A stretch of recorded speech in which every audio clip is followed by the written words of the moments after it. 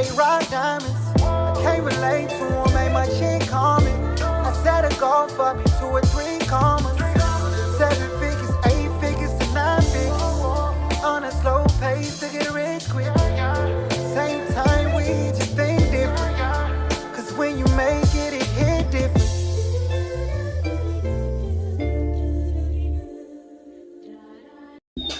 What it do, baby? It's your partner Dale back in the saddle again, man, for another edition of the Carnival Podcast. It's really a special edition before the real podcast happens at the 8:30, guys. Man, this is going to be a special one today, guys, because something actually happened that was pretty profound today. And for the first time in the history of this nation, um, President Donald Trump has been found guilty of all 34 counts in the hush money trial. And I thought it'd be wise for me to kind of to try to do this from a landscaping standpoint, guys. So I'm trying something new real quickly. I won't be long, and yes, I will be going live at 8:30 for the Accountable Podcast. Normally at 8:30, talking about the California announcing of the $25 per hour minimum wage legislation. That's going to be interesting. But let's go back to this. Let's go back to this one real quickly, guys. Here, President Trump today was found guilty of, I guess it's hush money. They call it hush money, but it's really not hush money. Um, thing today. This is really the third conviction in one state, in which is New York. And I've been asked a lot to give some commentary on what actually happened, and so I said, okay, I'll go ahead and do it. And I want to try this out. And here are my thoughts. He was found guilty on all counts, every single one. We're talking about all 4 of them. But what was kind of odd is as I was listening through the entirety of this trial, I think it was either 4 or 5 or 6 weeks of this entire trial, guys. What I kind of got was from the liberal media as well as from the conservative media, you begin to see commentary on what's going on within the courtroom. And that was really interesting what was going on, guys. I just said, let me dive into this. And I listened to both, but I was hearing on the liberal side, some of the liberal side actually saying, they were saying, yo, hey, this didn't smell good at all. To kind of unpack a little bit of the crowns real quickly. If you had not been watching it on a daily basis, I've been kind of listening to it a little bit as I've been working a little bit. And of course, I because my company actually have a lot of attorneys that work for me, work with me, that I retain. So I asked them concerning legalities. And what kind of tripped me out, guys, is this here is throughout the entire trial, right? What was been reported on both the liberal and conservative media was this judge. This judge was really, really, really, really going really hard against the defense, which is President Trump's side. And he virtually gave everything that the liberal side actually wanted, which the prosecution wanted. DA Bragg, District Attorney Bragg. And so I began to see what was going on there. Then I said, wait a minute.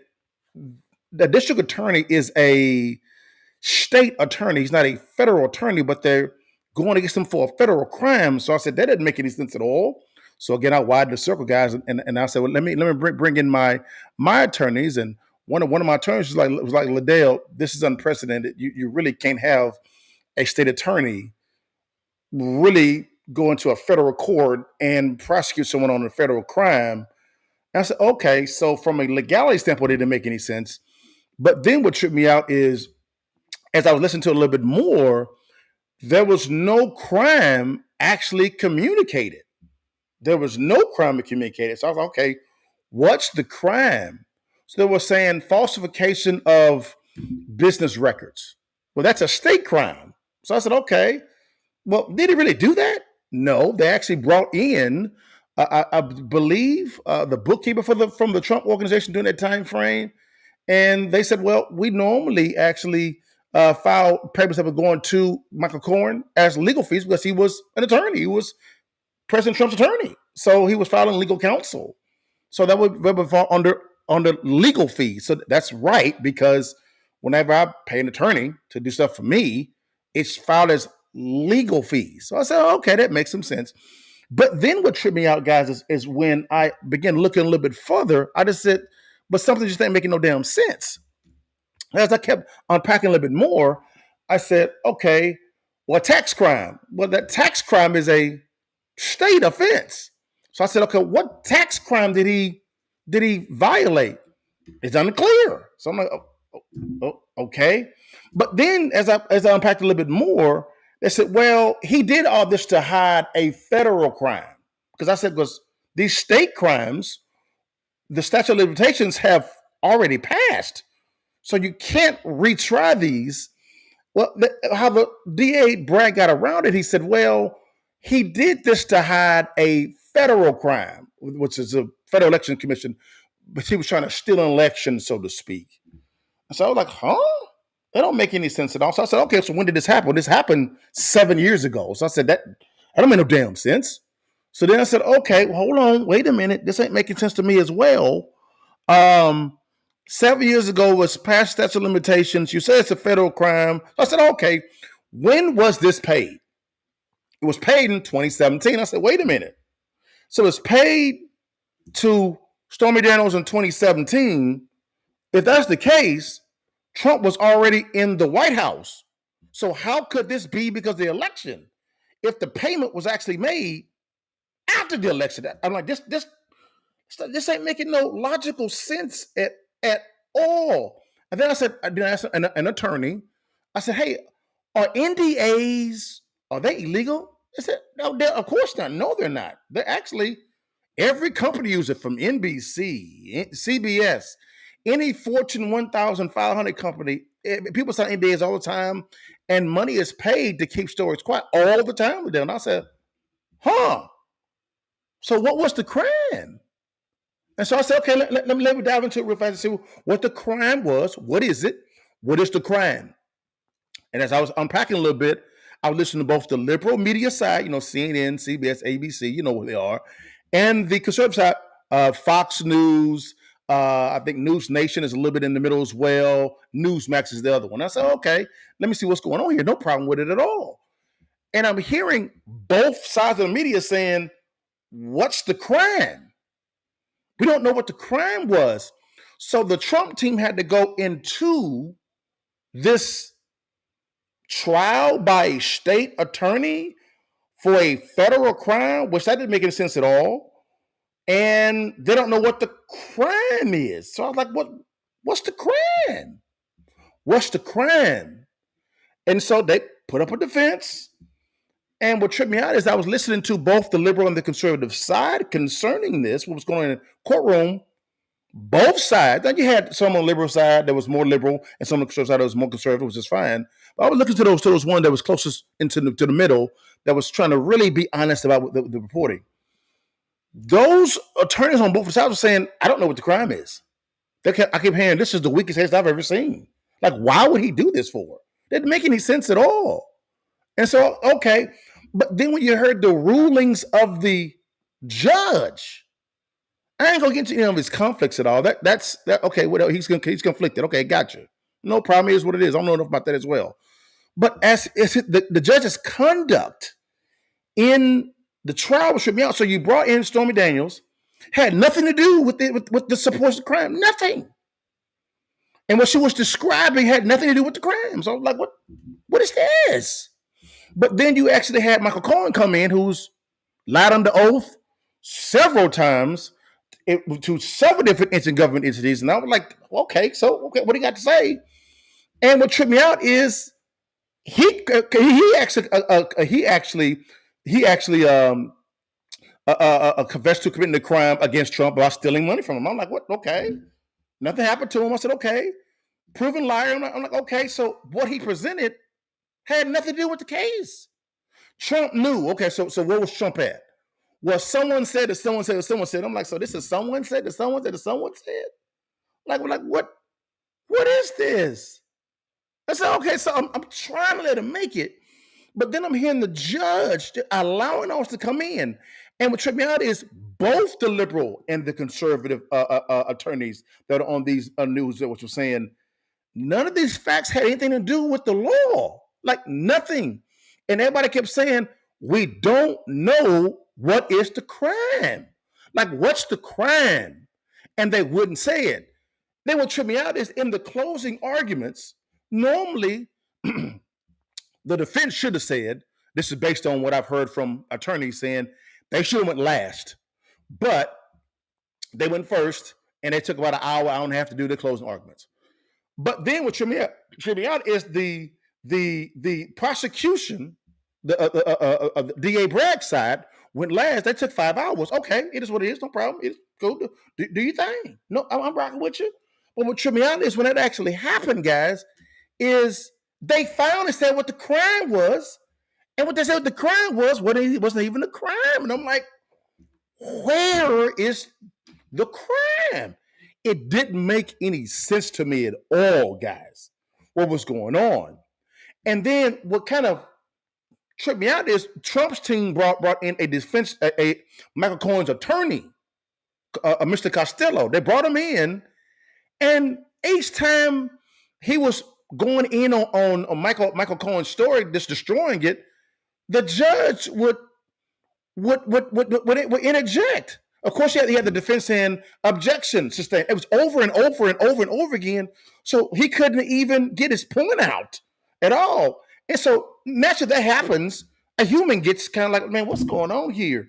And the judge kicks out everybody out of the room besides the defense team and some of the media, which was kind of odd, and went in on this defense a defense guest, so to speak, the witness for raising his eyebrow at him. I'm like, what is this? And then what tripped me out was the icing on the cake was when it came down to the jury deliberation. And I just said, okay, let's see what's going on here. And how I'm hearing on the liberal side and conservative, but on the liberal side, the jury didn't have the instructions written out and given to them, which is normal. Only the judge has it. So therefore, if things don't clear, you have to come back to the judge over and over again. I'm like, wait a minute. This doesn't make no damn sense. So the jury didn't have any of the instructions in writing while they're there. None of them, which you're supposed to have in writing. And then number two is there's no uniformity when it comes to conviction. Because in 2020, the Supreme Court ruled that when it comes to a conviction, there has to be a uniformity. Well, the judge said, y'all got to agree on, it could be 4 y'all agree on this crime, 4 y'all agree on this crime, 4 y'all agree on this crime. And I'm like, what is this? I mean, just dumbassness. I'm like, what is going on with this? And so I said, okay, no problem. When I had all this guys, I said, yeah, this is going to be a conviction. It is, guys. Yep, it's going to be a conviction. And sure enough, it came right down. So for me, guys, I was not surprised at all. You had the first New York case with E. Jean Carroll that went against Trump. That made no sense at all.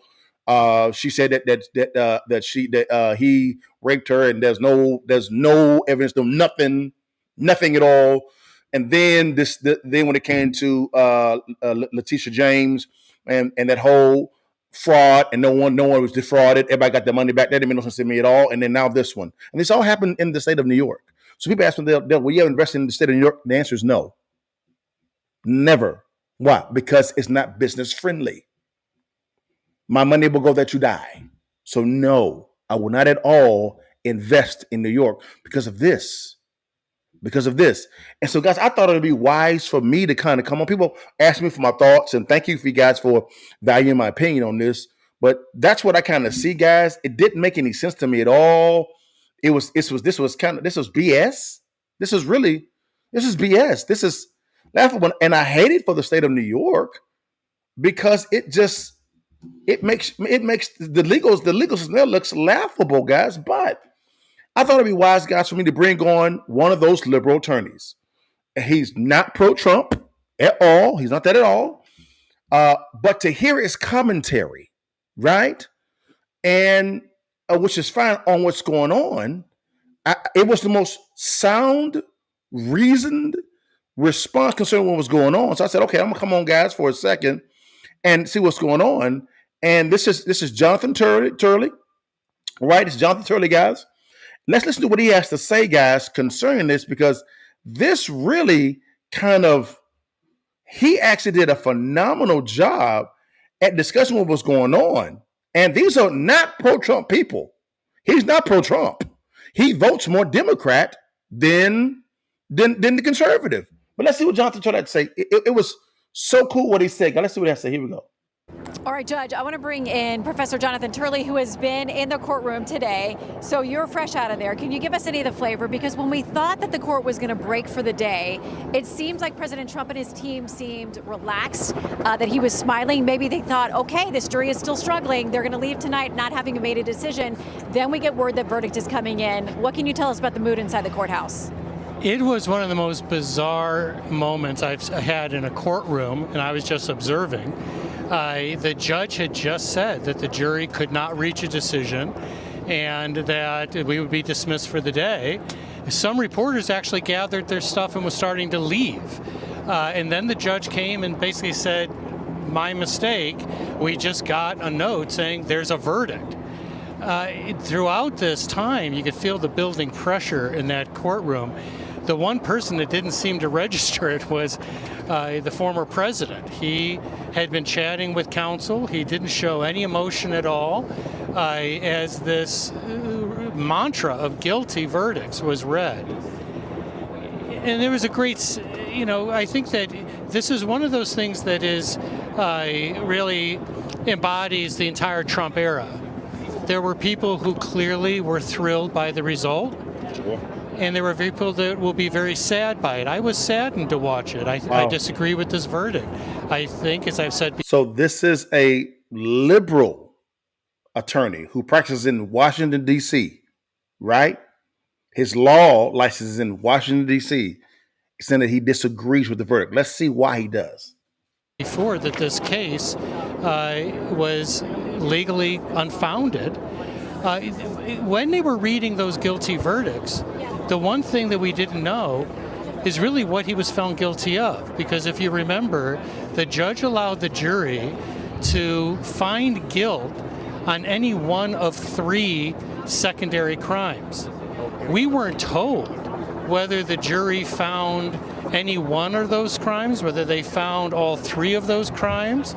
I'm not too sure we will know that. That's one of the many issues that I think presents reversible problems in this case. So what I would say is that this is a historic moment. We all have to take a breath. But for those upset by this verdict, remember this remains a country committed to the rule of law.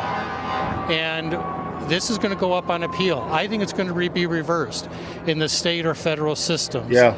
But it's moments like this when you're on the other side, when you disagree with a verdict, that you have to take a leap of faith in the rule of law. It's what defines us. Many people feel that this case really embodied the antithesis of that.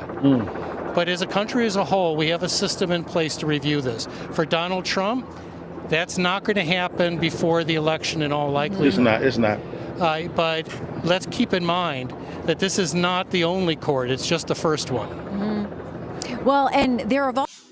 So it's interesting to see how Professor Jonathan Turley, he's a professor at George Washington University, their law school, well sought out attorney. He's saying that he was not happy with this verdict at all. It was kind of a sad day when it comes to the rule of law in New York. And he's going to go a little bit more into how saddened he is concerning the New York legal system. Now, again, this is the third case that crimes were virtually invented to get somebody.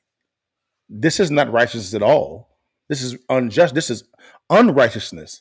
But let's keep going, guys, because I listened to a lot of commentary today concerning this whole case. And I was trying to find the voice of reason, so to speak.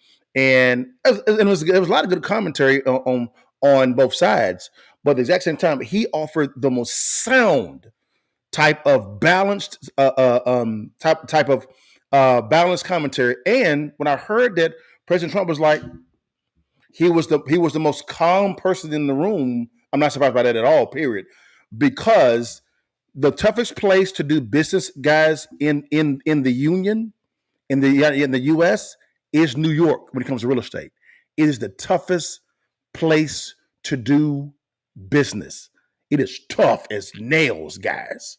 And so that type of environment kind of prepared him for this because he's in and out of court a lot of the times because as business owners, you're sued a lot of the times for nothing. A lot of the times, stuff can be made up. You can sue a ham sandwich and file a case in court against a ham sandwich. You realistically can. Let's keep going, guys, because this is a real good commentary. Trying to invoke some weeds in this thing. Here we go. There have also been jury trials and judges and decisions that have been made that have already been tough for the former president in other contexts too, in the business context, in another personal case involving E. Jean Carroll. I mean, there are other decisions that have been made against him that have been very difficult. Yeah. They've been in New York. What do you think that portends or does not with these other cases we have pending? Georgia doesn't look like it's going to get to trial before we get to November. Right. You've got the two federal cases. We're waiting for the Supreme Court decision on immunity, which could come as early as next Thursday. We get opinions then again. What will that case mean to all of these things that are pending or have already been decided? When it comes to this question, we heard the arguments there at the Supreme Court. There were two extremes. Anything and everything the president does, you can't question any of it. There must be full immunity from any kind of criminal activity. Two, there's nothing. There's no protection from him. We know the justices are going to land, we think, somewhere in between, not go with those extremes. But how critical now is that decision as we wait for that? Well, it's very critical, both in terms of the law and the timing. The court did seem to reject the extremes on both sides. They didn't like the extremes of the Trump team in terms of the sweeping immunity, but they also didn't like the Court of Appeals approach. They felt that it gave too little recognition of the needs of the office. So they could end up sending this back for further evidence and for determinations by the trial court. It seems unlikely that the judge will be able to get that done before the election. Florida does not appear to be heading towards a trial before the election. And that's the federal Mar-a-Lago documents case. Yes, and as someone like Andy and others who have dealt with classified trials, that is not strange. The Florida schedule is, if anything, moving at a fairly good clip. It what often takes years for these cases to get put together when you have this level of classification. The important thing about this case you pointed out before remains the optics. New York is being viewed by many as this vortex that won't let Trump out, that they keep on hitting him. And this is a major win for his critics. It is. But the question is whether it's a bit of a Pyrrhic victory, because for many citizens, of all of the cases, this one embodied the weaponization of the legal system. And so the result won't come. I want you guys to hear what he just said. He said, this case embodied the weaponization of this legal system. This case did. Because they just invented a crime out of thin air. Yes, will this be overturned on appeal? Of course it will. Which appeals court? I don't know, because it's in the state of New York. Because you have to go up. They have to go up the state ladder, right? You have to go up the state ladder. That's what you have to do. So, but hey, let's get going, guys. Come as a surprise. For some, adding the title of a convicted felon could affect their votes. For others, it could affect it the other way. Good. For others, they are repelled by what they see out of New York. Correct. I must tell you, the reason I was sad in there was not for the former president. It was for the New York legal system. Listen. I've written, as many of us have, that this is a deeply flawed case. It's wrong. And this is a great legal system. I'm not a New York bar member. I'm not a D.C. But I have huge amount of respect for this system. It has helped define the law in this country. Legal history was made here on this block. I'm looking at two courthouses where legendary cases were heard and handed down. It's part of our DNA as lawyers. So for many of us, it is a sad moment because we were hoping this jury might redeem a bit of that integrity. It did not. I'm not blaming the jurors. They got instructions that made conviction very likely here. I was one, as opposed to my good friend Andy here, who believed he'd get a verdict today. And I want you to understand what he said. What he said, that this is a constitutional law attorney and professor at George Washington University, saying that the jury got instructions to virtually guarantee a conviction, right? Because there was no uniformity when it comes to conviction. You could pick which one you want to do. It could be 444. It was that simple. They had instructions that they had to abide by that this judge constructed.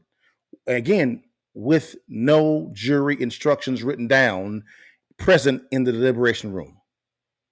That's how this was cooked up. Let's keep going. And that it would be a conviction. I was one holding out for a possible hung jury because I believe this jury would see through this. But I'm not too sure you can blame them when you look at the instructions. Yeah. When you allow a jury to potentially go 444 and disagree on what happened as to what crime was being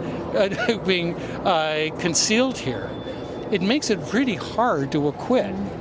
Jonathan, I want to ask you too a little bit about the flavor inside, because you commented yesterday that there were, I guess it was 2 days ago during the summations, I was in for the defense in the morning, you were there for the prosecution in the afternoon, that you said when it looked like the prosecutor was mocking Trump or landing points that were bad for the defense or bad for Trump, that the media in the room was reacting to that. Yes. Oh, yeah. I mean, that it wasn't exactly neutral. No, he knew his audience. The media in the room was laughing, and they. And Wow. we're supposed to be there just covering this as neutral articles of the news. I was surprised. You know, these are journalists I hold to a higher regard than myself because I'm just a commenter. I'm just someone who gives opinion.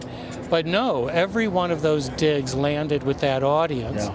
And look, we all expected that there would be this human wave, not just of people here on the streets in Manhattan, but among a lot of the journalists. I think that with time, they will see the costs of all of this. Yes, they will.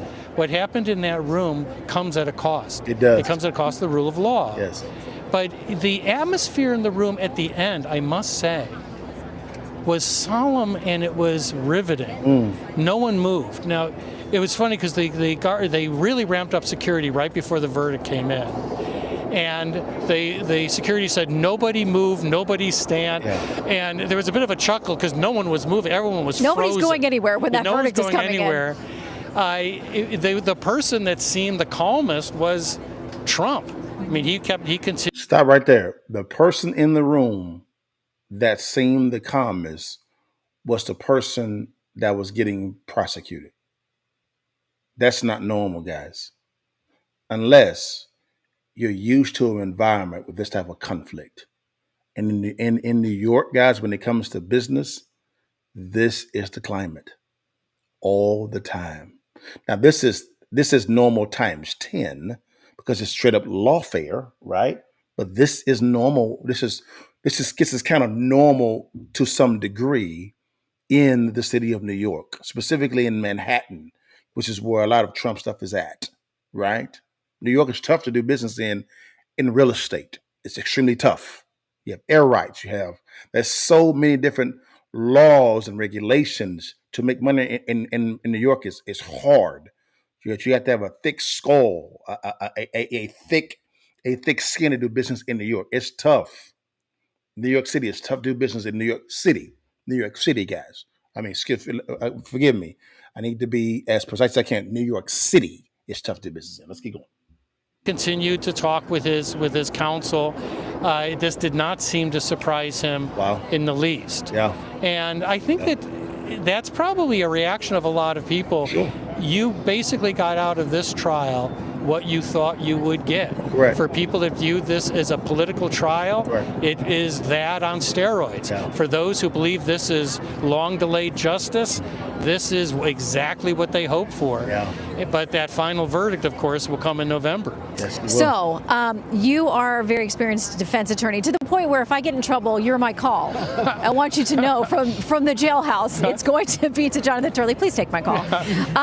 So you know what it's like to be disappointed, to be on the losing end of a verdict. But President Trump came out today, and this really fed into what his supporters love about him. We are going to keep fighting. We know that's a long process. You talked about questions about the New York legal system and how you feel this may reflect this trial court decision on that. Watch him describe the New York legal system. Now, this is the whole state of New York. Listen to what this constitutional attorney says about the New York legal system. Is your confidence in the appellate division or the appellate process here in New York? This case is a little different because, quite frankly, I think the level of reversible error here really is quite considerable. It runs the waterfront of procedural to constitutional problems, including federal constitutional violations. I don't even see how you can meet the unanimity requirement in the way that this thing was instructed. Yeah, they were unanimous that some crime was being committed on that secondary crime, but it's apparently between the jurors and God as to what that crime was, unless... So again, reiterating, no one in the courtroom knew what the crime was. No one did. There's going to be some release of a jury form. We haven't seen that jury form, so we don't know. And no indication when you were inside that we would, or that there was a special verdict form? No, and so we were all hoping that there might be a form that might bring clarity on that issue. But no, I think that in the end, you're going to have a reversal. I'm fairly confident of that. Now, in the New York appellate system, they have ruled for Trump. There are very good lawyers in the New York system and incredible people who want the system to work the way it's designed. I got to tell you, I am eternally an optimist. I was an optimist about a hung jury, and I'm an optimist now about the appellate judges. Sure. I think at some point, people will step forward and say, enough. You know, hating this man is not enough. To forget the lack of the evidence. And once again, I do not blame this jury. They were given instructions that made it very easy to convict. And some of them might not have seen a real option not to, given how low these standards seem. But guys, that was probably the most sound type of commentary that I actually seen, balanced, to the point, legally precise.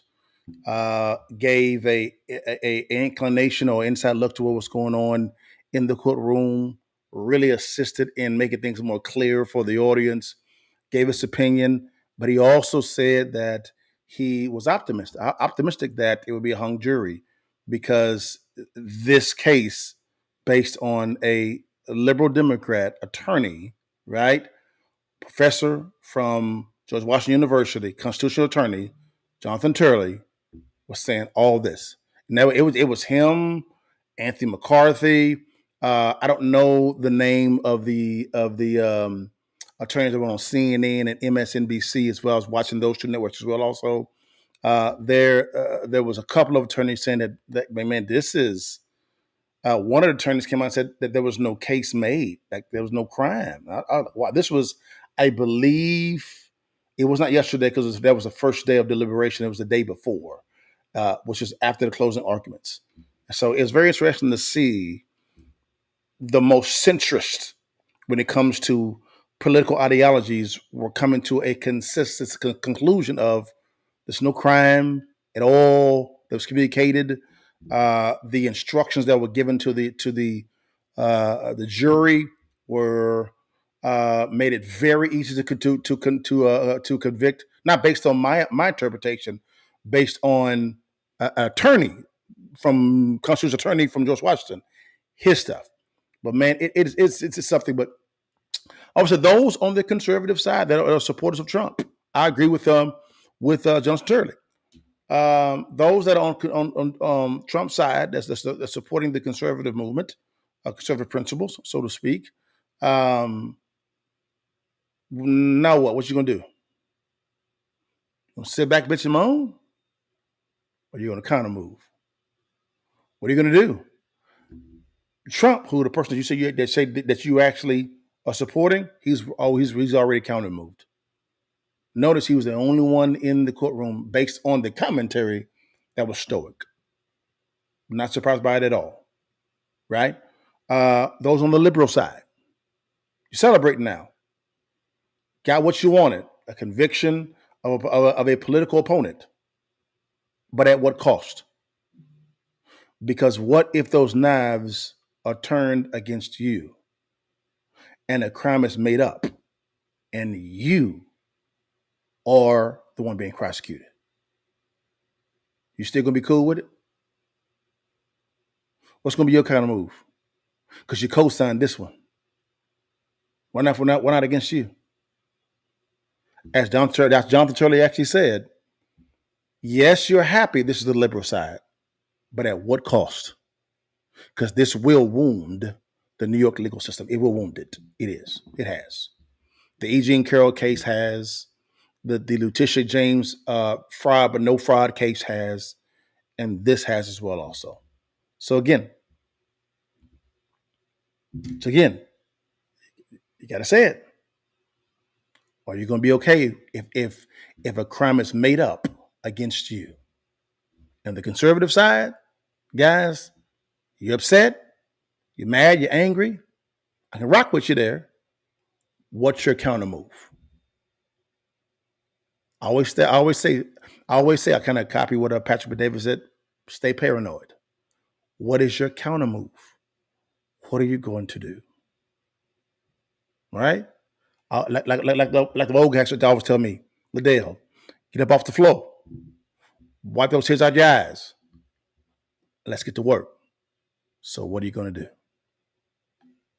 Very simple, guys. But guys, I want to come in and get my thoughts real fast. Again, guys, I will be going live again at 8:30 p.m. EST, guys. That will be in 45 minutes. And we're going to be talking about California's $25 an hour minimum wage and the negative boomerang effect that it's having on its economy.